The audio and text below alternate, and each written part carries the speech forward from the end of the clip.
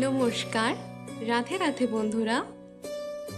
আচ্ছা, তুমি কি কখনো ভেবে দেখেছো কেন কিছু মানুষ বারবার হারার পরেও শেষ পর্যন্ত জিতে যায়?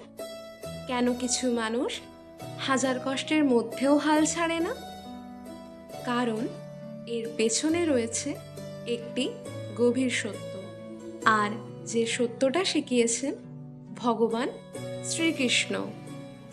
আমাদের জীবনে অনেক সময় এমন অনেক মুহূর্তই আসে যখন মনে হয় সব কিছু যেন শেষ হয়ে গেছে, চারিদিকে অন্ধকার, কেউ কোথাও আমাদের পাশে নেই।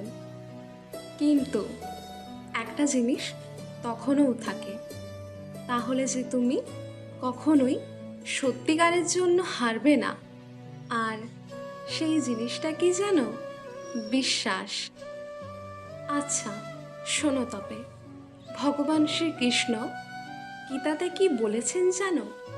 যে মানুষটা নিজের কর্তব্য পালন করে আর কষ্টের সামনে কখনোই হার মানে না, কখনোই মাথা নত করে না, তার পথ একদিন নিশ্চয়ই খুলে যায়।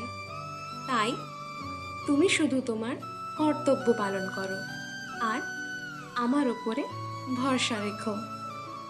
তুমি কি ভাবছো? তুমি বারবার হেরে যাচ্ছ, সফল হবার চেষ্টাও করছো, কিন্তু সফল হতে পারছো না, আর মনে করছো ভগবান বুঝি আমাকে দেখতেই পাচ্ছেন না। তাই তোমার সমস্ত আশা ভরসা ভগবানের ওপর থেকে উঠে যাচ্ছে, আর মনে হয় যে এই কাজটা তোমার দ্বারা সম্ভবই না।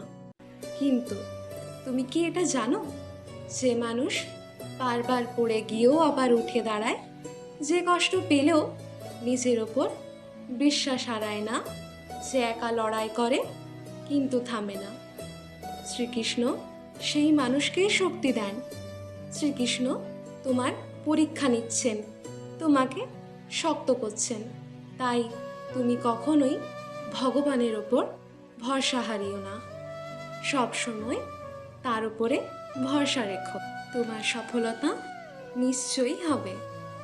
তাই মনে রেখো, তুমি যদি হাল ছেড়ে দাও, কেউ তোমাকে সাহায্য করবে না।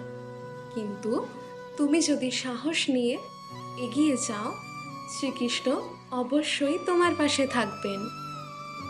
এই কথাটি যদি আপনাদের ভালো লেগে থাকে, তাহলে অবশ্যই কমেন্টে রাধে রাধে লিখে জানাবেন। ধন্যবাদ।